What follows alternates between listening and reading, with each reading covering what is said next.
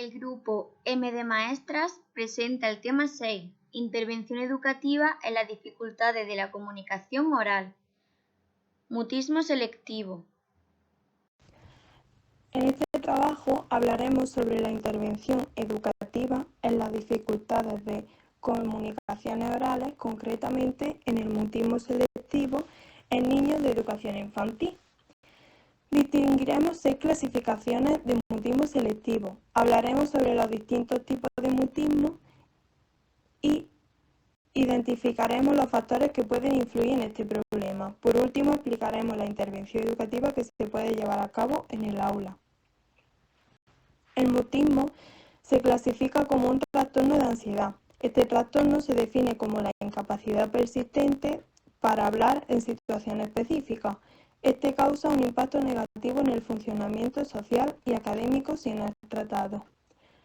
Cabe destacar que estos niños y niñas que presentan mutismo selectivo tienen una competencia lingüística y comunicativa adecuada para su edad. Sin embargo, no se manifiesta. Algunos rasgos característicos en su personalidad son la timidez, el aislamiento social, la dependencia. Esto puede empeorar. Esta represión puede prolongarse durante mucho tiempo si no se interviene.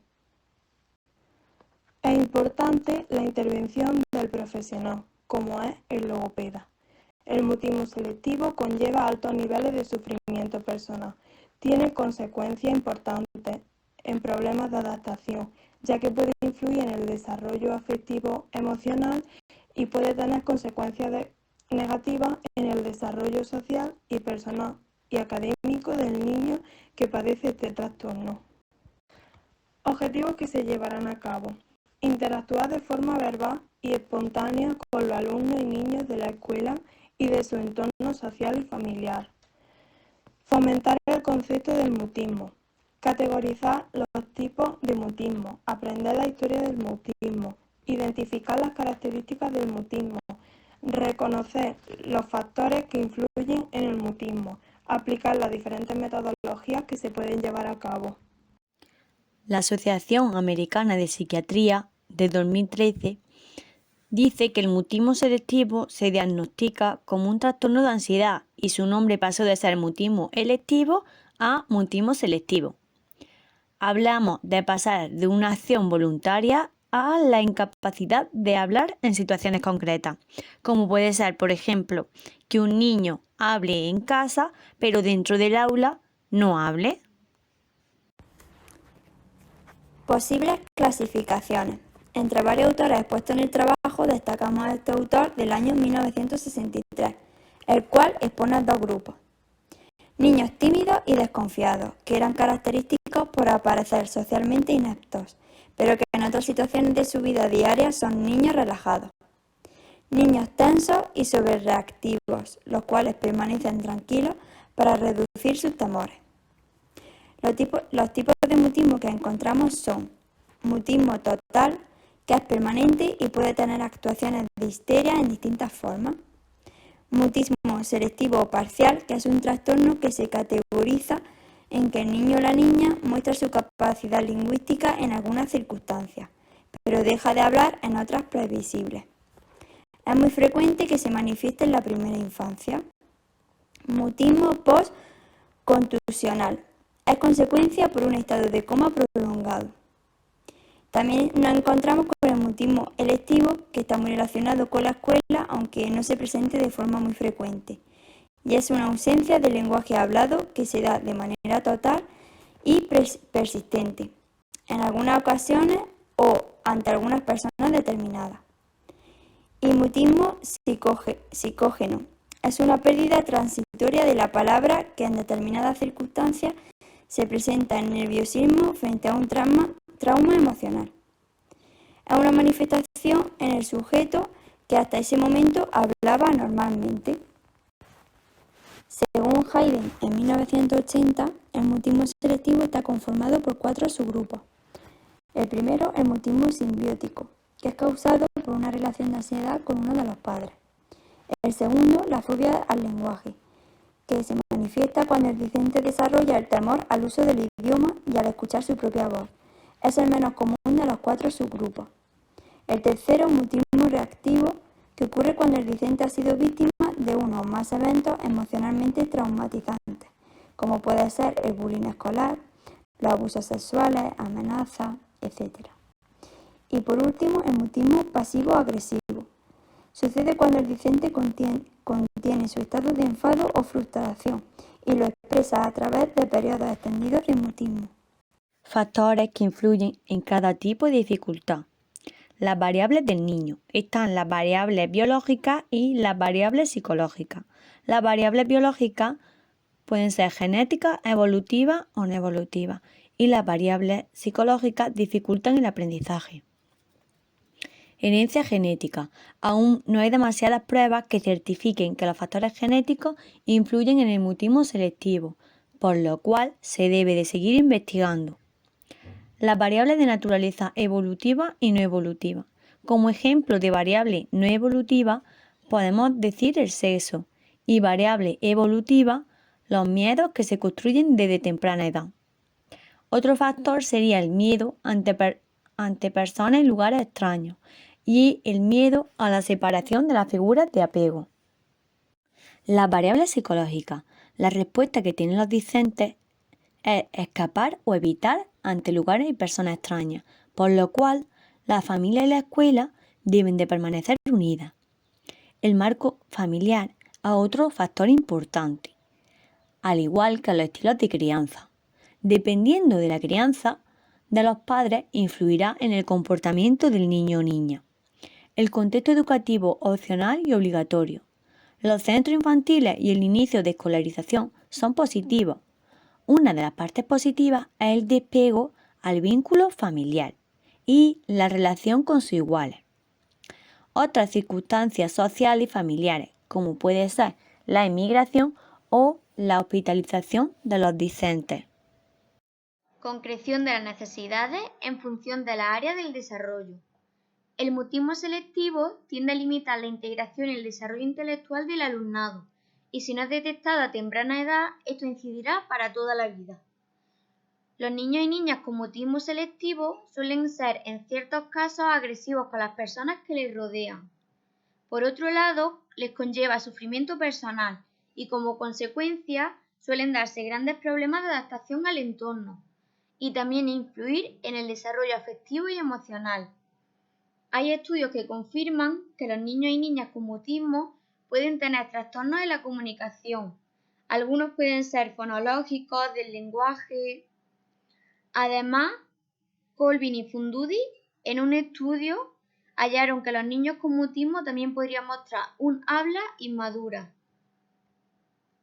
Y basándonos en las manifestaciones o características que muestran estos niños, se pueden observar cómo el mutismo selectivo participa en diferentes patrones de respuesta de ansiedad en 3 niveles diferentes: motor, psicofisiológico y cognitivo. A nivel motor, los niños y niñas evitan el contacto con los demás y presentan un aislamiento social, empleando formas de comunicación alternativas como lo son gestos, señalar con el dedo. A nivel psicofisiológico, muestran mucha tensión muscular, agarrotamiento o rigidez cuando saben que tienen que hablar. A nivel cognitivo, elaboran un pensamiento centrado en la imposibilidad de hablar en determinadas situaciones. El autor Olivares considera que los niños con mutismo selectivo presentan rasgos de personalidad como la timidez y otras características que pueden agravar el problema si no se toman las medidas preventivas. Los niños y niñas con mutismo selectivo son niños con pocos amigos, que tienden a aislarse y a jugar solos. Por otro lado, la interferencia del mutismo selectivo en el rendimiento escolar no se hace evidente hasta etapas posteriores. Algunos, aunque no todos los niños y niñas con mutismo selectivo, también pueden padecer náuseas o vómitos, diarrea, dolor de cabeza, ante situaciones como la escuela o algún encuentro social.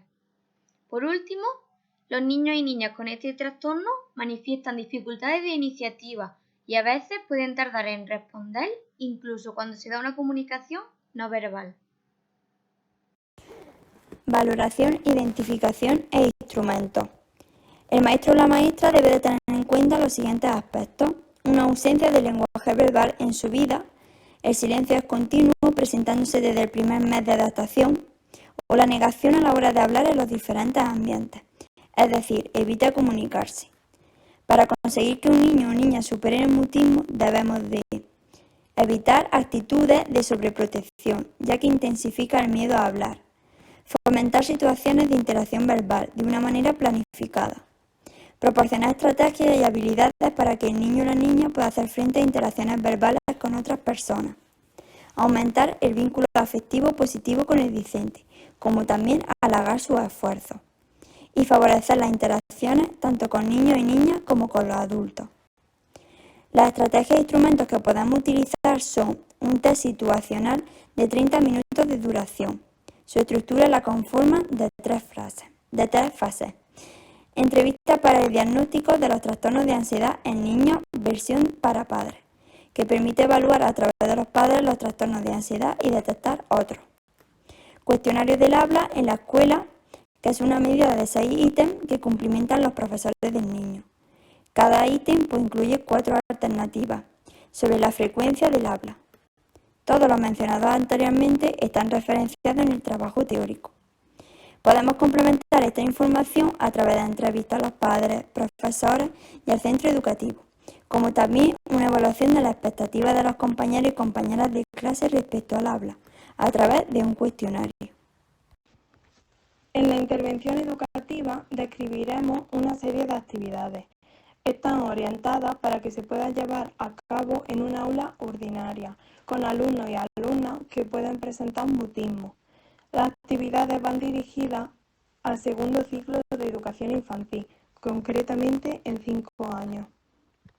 En la primera actividad, llamada Lo mejor de mí, se pretenden conseguir los siguientes objetivos: promover la autoestima, identificar el autoconcepto, vencer el miedo de hablar en público, sacar lo mejor de cada alumno y, por último, favorecer el compañerismo. Además, los contenidos que queremos conseguir son los siguientes: conocimiento de la propia autoestima, fomento de la confianza, comprensión de las relaciones sociales y fomento de la libertad. Esta actividad se llevará a cabo en el segundo trimestre con los niños de 5 años. Además, tendrá una duración de 40 minutos. En esta actividad, tanto los que presentan mutismo selectivo como los alumnos que no, se realizará en el aula de clase con la ayuda del docente y la participación de todos sus compañeros. En esta actividad tendremos un tablero con una serie de preguntas acerca de los intereses de cada alumno, como por ejemplo: ¿qué te apetece comer hoy? ¿Cuál sería tu regalo ideal? ¿Cuál es tu mayor afición? Entre otras. Cada uno deberá de lanzar un dado y contestar la pregunta que le haya tocado. De esta forma conseguiremos que los alumnos que muestran dificultad a la hora de hablar en público intenten sentirse en un ambiente cómodo y familiar para poder expresarse con total libertad. Los recursos materiales que necesitamos para esta actividad es el tablero de preguntas y un dado. Con la segunda actividad, llamada Mi juguete favorito, se pretenden conseguir los siguientes objetivos: describir ante los compañeros su juguete favorito, provocar interés en el alumnado, superar el miedo que tiene el alumno con mutismo selectivo de hablar en público, crear un ambiente de respeto ante el alumnado, favorecer la integración de todos los alumnos. Y como contenido, pretendemos conseguir lo siguiente: hablar en público, compartir sus juguetes con el resto de compañeros, respeto por sus compañeros, cooperación entre el alumnado. Esta actividad se llevará a cabo en el aula ordinaria y tendrá una duración de 1 hora. Esta actividad se trata de una actividad en la que los niños traerán su juguete favorito de casa y en clase tendrán que mostrarle a sus compañeros su juguete favorito y explicar por qué este es su juguete favorito y cómo juegan con él. Y por último, una vez que los niños hayan realizado la exposición de sus juguetes, podrán jugar entre los iguales compartiendo los mismos. La actividad 3 se desarrollará en el segundo trimestre y la realizaremos con alumnos de 5 años. Algunos de sus objetivos, como podéis ver, son promover la autoestima, identificar el autoconcepto, formar la escritura. También tenemos algunos contenidos, como también podéis observar, como autopercepción, memoria autobiográfica, autoestima. El título de nuestra actividad es Todo sobre mí. y el lugar donde se va a desarrollar es un aula ordinaria. Más o menos nos durará 1 hora. Esta actividad se va a basar en que el docente le dará una ficha a nuestros alumnos con un dibujo y este dibujo tendrá a su alrededor palabras y frases. Los niños tendrán que responder a las frases o a las palabras que pongan, como por ejemplo, pues mi madre se llama, mi cumpleaños es. Tras haber realizado la ficha correctamente, deberán de leerla en voz alta para todos sus compañeros. La actividad 4 también se desarrollaría en el segundo trimestre y la desarrollaríamos con alumnos de 5 años. Algunos de los objetivos, como podéis ver, pues podrían ser promover la autoestima, superar el miedo de hablar en público, desarrollar capacidades cognitivas como la atención, la memoria, el lenguaje, la lógica, favorecer las relaciones sociales. Por otro lado, podemos ver los contenidos que serían autopercepción, autoobservación, autoestima, autoactuación. Nuestra actividad se llamaría el animal de la vergüenza. Se desarrollaría en el aula ordinaria y tendrá una duración de unos 30 minutos aproximadamente. Esta actividad consistirá en que el docente le hará una serie de preguntas a nuestro alumnado con múltiples selectivos. Estas preguntas pues, podrían ser: si tu vergüenza fuera un animal, ¿cuál sería? ¿O qué hace la vergüenza por ti? Puede que diga me protege o me da seguridad, depende del niño. También podríamos preguntarle: si yo quisiera acercarme a ese animal, ¿cómo podría hacerlo? O qué tendríamos que hacer para que en lugar de que te proteja la vergüenza, te pudieras proteger tú solo. ¿Cómo te podemos ayudar a conseguirlo? Por último, la actividad 5 también se desarrollará en el segundo trimestre y la realizaremos también con alumnado de 5 años. Algunos de los objetivos, como podemos ver, son promover la autoestima, favorecer el compañerismo, superar el miedo de hablar en público, desarrollar capacidades cognitivas como la atención, la memoria, el lenguaje, la lógica. Por otro lado, también podemos observar algunos de sus contenidos, como podrían ser autopercepción, autoobservación, memoria autobiográfica, autoestima, autocapacidad. Nuestra actividad recibirá el nombre de ¿Quién es quién? Se realizará en el aula ordinaria y tendrá una duración aproximadamente de 1 hora. Esta actividad consistirá en que el docente repartirá un folio a cada alumno de la clase donde aparecerán todas las caras de los compañeros. El docente escogerá una pareja entre el alumnado y tendrán que adivinar entre todos, con preguntas de sí o no, de qué alumno se trata el que ha escogido el docente. Este docente pues, podrá hacer preguntas como: ¿es niño o niña? ¿Tiene el pelo largo o corto? ¿Es rubio o moreno? ¿Alto o bajo? Entonces tendrán que ir mirando las fotografías de los compañeros hasta dar con el compañero que están definiendo. La evaluación de las actividades se llevará a cabo a través de una rúbrica donde evaluaremos unos ítems de evaluación que los concretará el docente, teniendo en cuenta los objetivos propuestos desde un principio. En esta rúbrica se involucrará al alumnado haciéndole partícipe de su propio proceso de enseñanza y aprendizaje, y en ella evaluaremos los siguientes aspectos mediante la disposición de escalas para determinar la calidad de ejecución de los estudiantes en las actividades que hemos realizado previamente.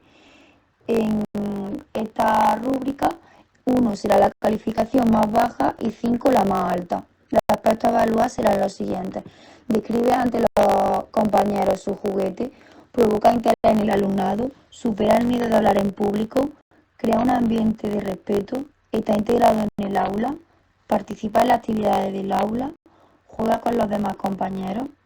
Este método de evaluación nos facilita la evaluación de cada alumno. Además, nos sirve como punto de partida para evaluar los estándares de aprendizaje, pudiendo establecer además una progresión de la calidad de desarrollo de cada actividad. Además, cabe destacar la importancia de que la rúbrica de evaluación debe ser coherente con los objetivos planeados